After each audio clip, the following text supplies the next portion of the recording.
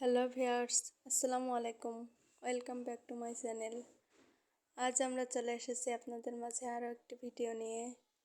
এটা হলো আমাদের বাংলার গ্রাম বাংলার ঐতিহ্যবাহী সিরিঞ্চের পিঠা ভিডিও।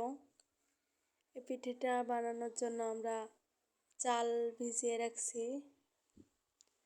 চাল ভিজিয়ে এটা কাঁঠাল পাতা দিয়েই বানাতে হয়, সেজন্য আমরা কাঁঠাল পাতাটা সুন্দর করে মুছে পরিষ্কার করে নিয়েছি।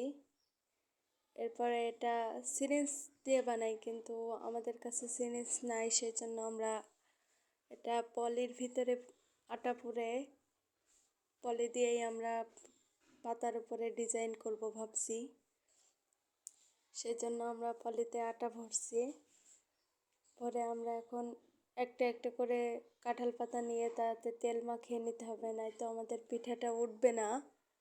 সেজন্য আমরা একটা করে পাতা নিয়ে ডিজাইন করা শুরু করলাম। অনেক মজা লাগছে এই পিঠাটা বানাতে।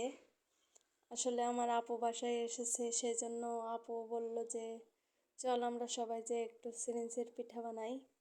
তাই চলে আসলাম আপনাদের মাঝে পিঠাটা তৈরি করে দেখাতে যে কেমনভাবে এই পিঠাটা বানাই। তো আমার আপু বানাচ্ছে আর আমার ছোট বোনও বানাচ্ছে।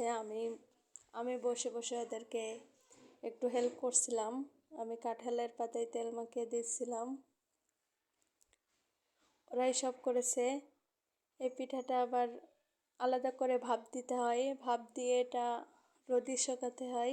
শুকিয়ে ভাজলে পিঠাটা অনেক মুচমুচে হয়, খেতেও অনেক ভালো লাগে। আজ এই পর্যন্তই। আপনারা সবাই ভালো থাকবেন এবং আমাদের জন্য দোয়া করবেন। আমাদের ভিডিওতে লাইক করবেন, কমেন্ট করবেন এবং সাবস্ক্রাইব করে দেবেন।